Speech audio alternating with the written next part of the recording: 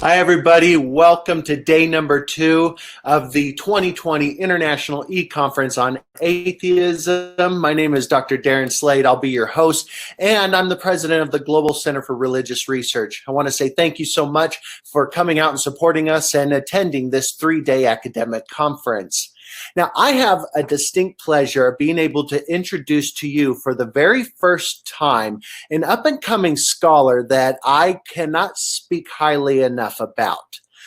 A woman by the name of Maggie Parker, who is in fact a research fellow and a graduate of Agnes Scott College, and she's a graduate student there as well. Her talk today is going to be on religious trauma syndrome, or what we familiarly and lovingly refer to as religious trauma syndrome. Now, Maggie Parker is also a member of the North American Committee on Religious Trauma Research. And if you don't know what that is, the North American Committee on Religious Trauma Research is actually the nucleus group, a core group of the top 8 scholars in North America who have devoted their lives to studying religious trauma. Now, the Global Center for Religious Research has actually partnered with this committee to conduct a massive scientific study on religious trauma, where the GCRR and this committee are studying how does religious trauma come about. How do you define religious trauma? How does it manifest in personal relationships and psychologically or emotionally? And what are some of the best practices for treating religious trauma? Eventually, this project, which has over 30 researchers and scientists contributing, will be turned into a massive textbook. And one of the goals of this committee is to influence the creators of the DSM to potentially get things like religious trauma entered into the DSM as a bona fide psychological ailment. So today's presentation is going to take just a slightly different format than what we normally do. Maggie has provided a video, a slideshow video for us, where she is going to discuss exactly what is religious trauma syndrome, as it's commonly referred to. Does it actually even exist? Is that the appropriate name for it? How would you even define it? And what are some of the major gaps in knowledge, which I hope the committee will be able to fill in that information. So without further ado, allow me to play the video that she created for us. Now, if you can't hear or see the video, please say something in the chat box for me. And there will be no Q&A section afterwards. It's just the video. So enjoy.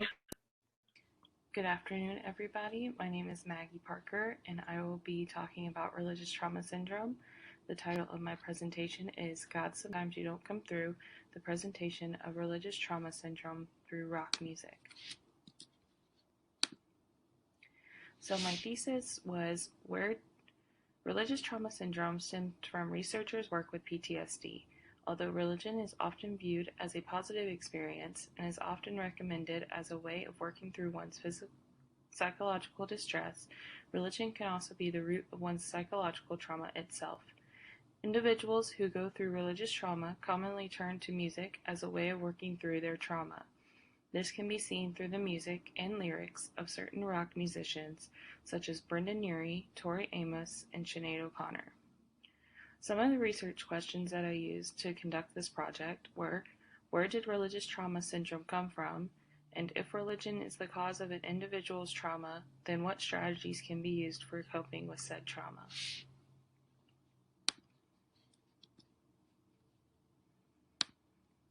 This is a breakdown of how my presentation is going to go. First, I'm going to start with addressing what is the problem and some new concerning trends. Then I'm going to give an introduction to religious trauma syndrome. Then I'm going to talk about music and religious trauma. And then I'm going to go into some case studies.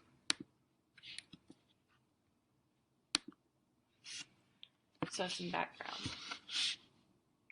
In the case of fundamentalist beliefs, people expect that choosing to leave a childhood faith is like giving up Santa Claus. A little sad, but basically a matter of growing up. But in reality, religious indoctrination can be hugely damaging, and making the break from an authoritarian kind of religion can definitely be traumatic. In the 21st century, a record number of people are having the experience of trauma related to their religious upbringing. According to a Lifeway research study conducted in 2017, 66% of Americans between the ages of 23 and 30 years old said that they stopped attending church on a regular basis for at least 1 year or more. Religious trauma syndrome was a term coined by Marlene Winell in 2011. Winell is a popular educator and writer who has done psychological research on human development and decided to research religious trauma after her own experiences.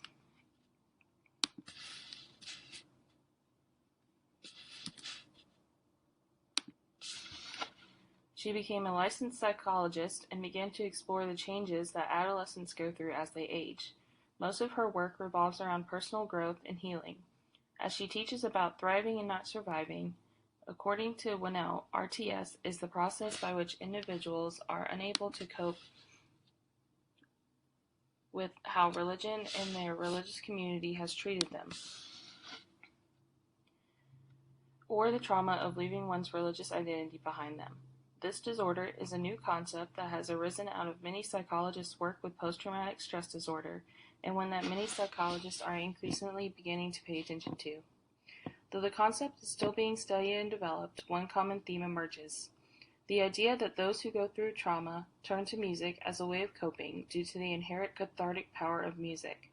This idea can be seen through the lens of music of certain musicians today, such as Brendan Urie, Tori Amos, Lucky Day, and Sinead O'Connor. These artists all experienced some form of religious trauma growing up, and due to that, they are using their music and their lyrics as a way to work through their experiences with religious trauma. In the past couple of decades, the number of people turning away from the church, especially youth, is significantly increasing. According to the latest American Religious Identification Survey, Americans by the millions are making an exodus from their faith. The number of people who affiliate themselves with no religion has nearly doubled from 1990 to 2008. The 18.7 million people who fall in this gap have presumably come from mainline Protestant, Baptist, and Catholic churches, which have lost 12.7 million believers during the time frame. As previously discussed, it is my belief that one of the main reasons for this pattern is that religious trauma syndrome, also called post-traumatic church syndrome, as the percent of those who identify as none is increasing, so too is the idea that religion is becoming more brainwashing and damaging. As I have already pointed out earlier, religious trauma syndrome is one of the most unrecognized psychological disorders in the United States today. I think that one of the places that RTS is most visible is in the current world of music, as there are many examples of rock musicians who have publicly renounced their religious upbringings because of traumatic experiences that they have gone through, and who now identify as non-religious. Moving forward, I want to focus on the idea that the lyrics of certain musicians should be looked at through the lens of religious trauma.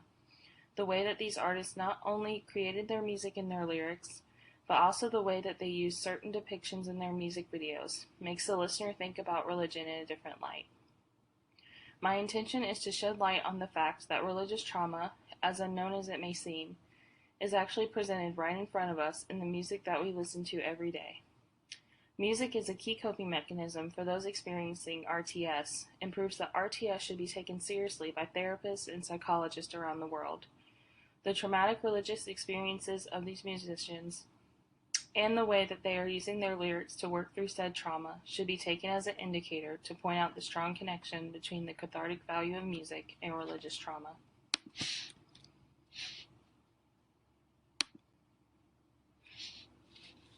So what is religious trauma syndrome? If one was to attempt to look up RTS in any psychological disorder handbook, it would be absent. At the beginning of 2019, the New York Times published an article entitled "When Religion Leads to Trauma," in which Richard Schiffman discussed the traumatic effect of religion. This article was one of many which first began to discuss religious trauma, something that had before been an unrecognized condition. In fact, in the Diagnostic and Statistical Manual of Mental Disorders, RTS is not mentioned, and religion and spirituality are simply grouped under the category problems related to other psychosocial, personal, and environmental circumstances. Beginning with this article, awareness began to grow about religious trauma. The article addresses the fact that oftentimes it is overlooked that the church can actually be traumatic. As observed by Schiffman, you won't find this condition in the Diagnostic and Statistical Manual of Mental Disorders, which clinicians can use to make their diagnosis. But the term has been gaining currency with psychotherapists, counselors, and others who work with people who are recovering from the harmful effects of religious indoctrination. The reality of the situation, however, is that those who come from a very restrictive religious environment are often left with PTSD-like symptoms, including anxiety, depression, and paranoia, after they free themselves from such an environment. In this article, Schiffman uses examples of organizations that are helping RTS victims work through their trauma. One of the pastors of the churches, Michael Warnauld Jr., states that we think of church as a place of healing and transformation, and it is, but in reality, religion can be more abusing and damaging than healing and transformative. His church, First Corinthian Baptist Church in Harlem, is working towards creating environments in which those who have suffered religious trauma can begin to rebuild their lives. His church piloted a HOPE program, a free psychiatric clinic for those experiencing religious trauma, which I will talk about in more detail later. Overall, the Hope Center encourages the use of self-meditation and utilizes open dialogue within church services. For the purposes of this presentation, I want to focus on the definition of RTS as presented by Marlene Winnell. Winnell began to research and explore the idea of religious trauma after her own personal experiences with leaving her faith behind that left her with feelings of suffering, confusion, guilt, fear, and anger. Having grown up in a very conservative Christian household, Winnell explains the idea that her parents were often abusive and would not let her create her own theological ideas while she lived under her parents' roof. As a young child, Winnell was raised in a household that emphasized the second coming of Jesus and the rapture, which led Winnell to be particularly stuck on the idea of life after the rapture. Her parents emphasized that in order to be saved from the rapture, Christian girls were to act a certain way, which included dressing conservatively, not dancing, only participated in good, clean fun, and praying during any free time during the day. As Winnell grew older, she discovered that her beliefs did not add up with her parents' beliefs, so she decided to begin exploring other faiths, which led her to being ostracized by her parents and her friends that she had grown up with in the church. This experience led her to publish her most well-known book in 1994 entitled Leaving the Fold, in which she outlines her personal experience living with fundamentalist Christian parents and her traumatic experience with the transition that she went through while a teenager and into college. This book was also the first place that she officially coined the term religious trauma syndrome.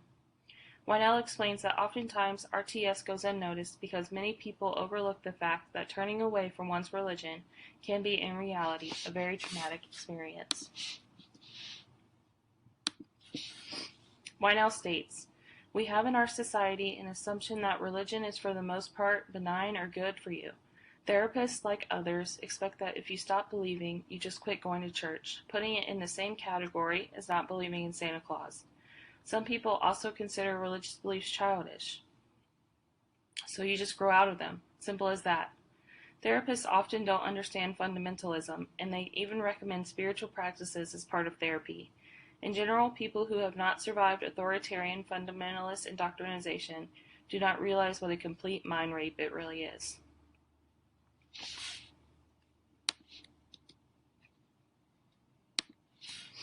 Instead of being seen as something that does not leave a feeling of trauma in individuals who have gone through such a life change, religious trauma needs to be taken as seriously as PTSD.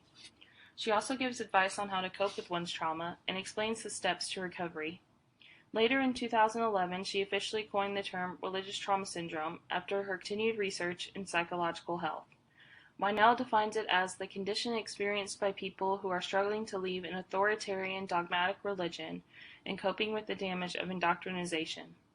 RTS is a function of both chronic abuses of harmful religion and the impact of severing one's connection with one's faith. In an interview done for Journey Free, the organization started by Winnell to help individuals cope with their religious trauma, Winnell describes that today she likes to work with what she terms reclaimers. These are individuals who have moved out of toxic religious environments and are working to release these beliefs and reclaim their lives, in addition to redefining what religion means to them. More specifically, the group focuses on a variety of activities that they present to their patients, which encourage the patients to share their stories in order to gain confidence and rebuild their self-worth. It is important to note that religious trauma can come in a variety of different forms. For some, it can mean being abused by their parents for not attending church, while for others, it can be equated to mental abuse about ideals and beliefs that were ingrained into these individuals in some fashion. According to Exline, religious themes often surround trauma. Some victims suffered sexual abuse from church leaders, whereas others blamed God for allowing a loved one to die. It is important to focus on the effects of religious trauma due to the fact that, for many, as stated earlier, therapists will encourage the use of religion as a way of coping. However, if part of a victim's trauma is due to religion, then this may in fact worsen their symptoms or their trauma overall. For Exline, asking individuals to draw on religious beliefs or to write in a manner that includes religious themes may lead to increased emotional arousal for some. Also, non-religious clients may feel pressured, misunderstood, or offended by directives to frame their experiences in a religious fashion. If clients who are in therapy due to religious trauma are asked to use religion in their therapy writing, instead of therapy being a positive experience for them, it can actually turn out to be a further stressor. Though it may sound like PTSD, RTS is strictly a condition caused by traumatic religious experiences. It is important to point out that RTS can take a variety of forms and can combine with other traumas, creating complex trauma. In victims who experience RTS, there may be trauma linked to other traumatic life experiences. However, in the case of RTS, religion still remains at the core of the victim's trauma. Many of the symptoms of RTS are similar to those of PTSD, which is why RTS has largely remained undiagnosed. According to the British Association for Behavioral and Cognitive Psychotherapies, the symptoms compare most easily with PTSD, which results from experiencing or being confronted with death or serious injury and causing feelings of terror, helplessness, or horror. They also state that, like PTSD, the impact is long-lasting, with intrusive thoughts, negative emotional states, impaired social functioning, and other problems. RTS remains largely invisible due to the fact that there are usually pressures from friends or family to return to the repressive system that victims are attempting to escape. Instead of those who go through this receiving support and sympathy from those around them, RTS survivors are often ridiculed, nagged, and neglected to a point of guilt. This in turn causes them to rethink leaving the environment that they had worked so hard to get out of, and the end result becomes that they do in fact end up returning. So how does music play into all of this? I want to touch on the fact that the reason that music artists use music as a medium for working through trauma is due to the fact that music is a form of catharsis and has an effect on the emotions of trauma victims. Music presents an alternative approach for individuals who are struggling to get the help that they need through traditional cognitive-based therapy techniques. In an article published in the Australian and New Zealand Journal of Family Therapy, Simon Faulkner explores the idea of how to use music in combination with cognitive behavioral therapy positively impacted those recovering from trauma. Faulkner explores the idea that music, not just listening to music, but also making music, is a way for those victims to regain their self-confidence and focus on something other than the trauma that they have gone through. He states, when introduced appropriately, clients can have immediate success playing simple yet powerful rhythms on the drum, and this music is a critical element in its usefulness as a clinical tool. And introducing safe group music making can help clients to overcome the fear and hurt associated with their traumatic experience. Faulkner also touches on the creation of a group called Drumbeat, which was designed as a way to meet the needs of trauma victims who were not having their needs met through CBT. The purpose of the group was to use experimental therapy through rhythmic music, movement, and voice in order to meet the needs of a wider variety of trauma victims. Faulkner states, "What began as a simple need to engage clients who would not attend my talk-oriented counseling sessions has developed into a medium that has allowed me and many others working in the trauma field to work to address a range of presenting issues in a fun and effective way."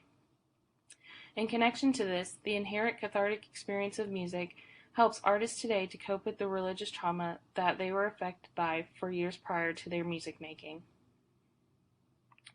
Due to its similarities to PTSD, music therapy should be evaluated as a solid approach to treating the victims of trauma experiencing RTS.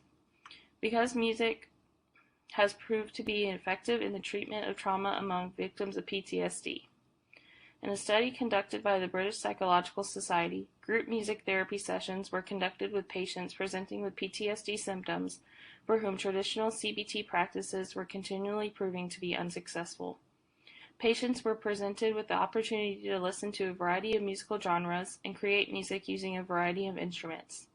The therapy groups were held for 10 weeks, and at the conclusion of the 10 weeks, data was collected based on the severity of the patient's PTSD symptoms being presented and the ways that the victims themselves felt about emotion, trust, engagement. The study found that, quote, "On average, patients reported a greater reduction at 10 weeks in symptom severity in the treatment group, and engagement, establishment of safety and trust, identification and expression of emotion, and capacity to tolerate particular sound qualities of instruments emerged after the treatment." This means that music was in fact a cathartic experience for these individuals who were struggling to work through their trauma via traditional CBT practices.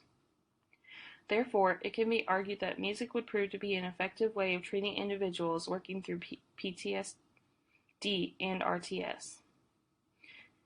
It is important to point out that music therapy is not a cure for PTSD and would not be a cure for RTS. It is simply a means of identifying that there is a problem taking place where individuals are being traumatized by their religion and are turning to music as a way of self-medicating due to its cathartic value.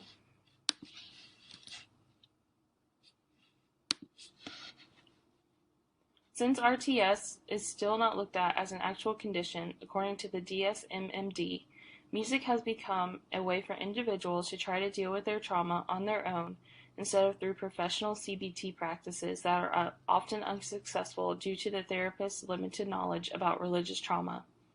Throughout this paper and presentation, it is important to raise awareness about RTS, because in the future, it could be the case that when RTS is seen in the same light as PTSD, as an actual disorder, then CBT practices might become more helpful. For now, those suffering through RTS are left to turn to one of the only things to help them through their trauma. That is music. It makes sense because in our everyday lives, music is often a way of coping with our everyday emotions.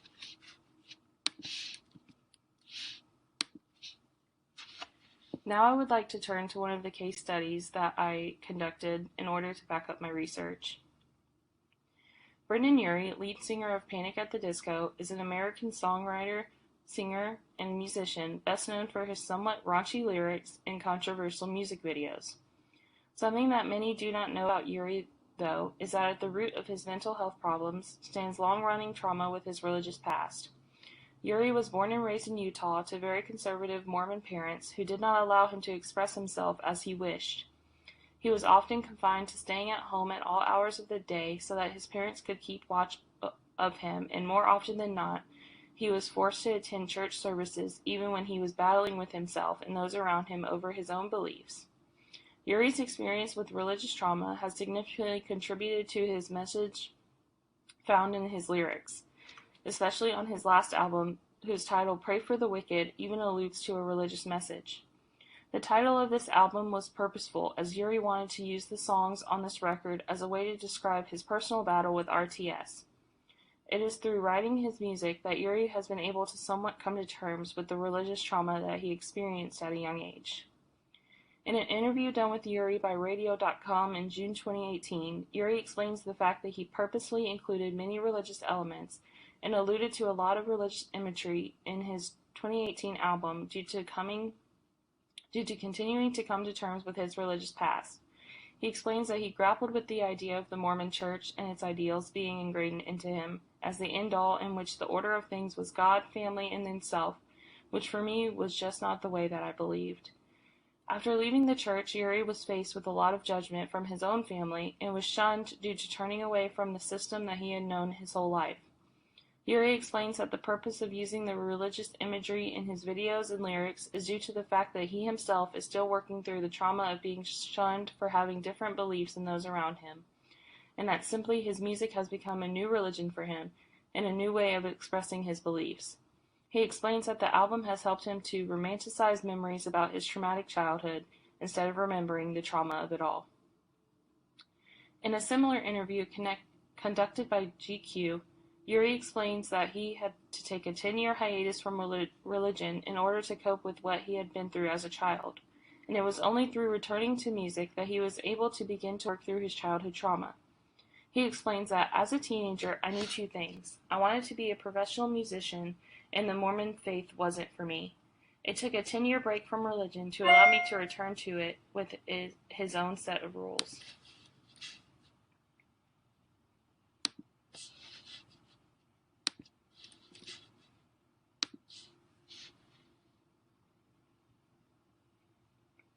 Now I see it as a catalyst for change. It is through the use of his music that he is able to redefine what it meant to experience religion the way that he did as a child, and it has allowed him to come to terms with the way that it has affected his life. He explains that his music has led to his own ability to work through the hate and malice that he created not only for himself, but also for those around him. He consistently uses the theatrical elements of his songs in order to lighten the mood of the music's message. In the same interview, he describes the way in which his family reacted to him when he proclaimed his beliefs. He explains that his mom actually kicked him out of the house and told him to find his own way in the world. Due to the newness of RTS, it is only recently that Brendan was able to understand why he felt such hate for those around him, and why he felt unable to talk about or experience religion for years. Once he was able to realize that religion was at the root of his trauma, he was then able to use his music as a way of working through said trauma. With lyrics such as, I pray for the wicked on the weekend, Mama, can I get another amen, and this is gospel for the fallen ones, Uri is using the power of his music in order to continue to grapple with his mixed feelings and